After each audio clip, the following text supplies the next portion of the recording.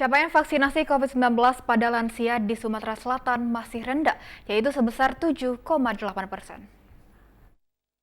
Vaksinasi COVID-19 bagi pelayan publik dan lansia masih berlangsung. Namun hingga saat ini capaian vaksinasi COVID-19 pada lansia di Sumsel masih di bawah nasional, sebesar 7,8%.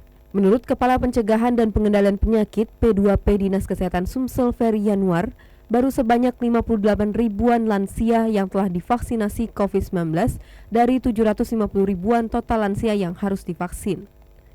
Rendahnya vaksinasi pada lansia ini masih dikarenakan sulitnya menjangkau lansia ke fasilitas kesehatan terdekat. Untuk lansia memang sedikit lambat dibandingkan dengan pelayan publik maupun SDM kesehatan.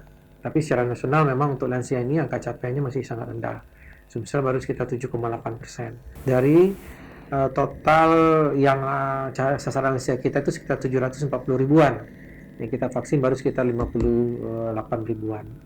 Dinkes Sumsel meminta kabupaten dan kota di Sumsel melakukan inovasi sebagai upaya untuk memenuhi target vaksinasi COVID-19 pada lansia. Balkis Hijrah TVRI Sumsel melaporkan.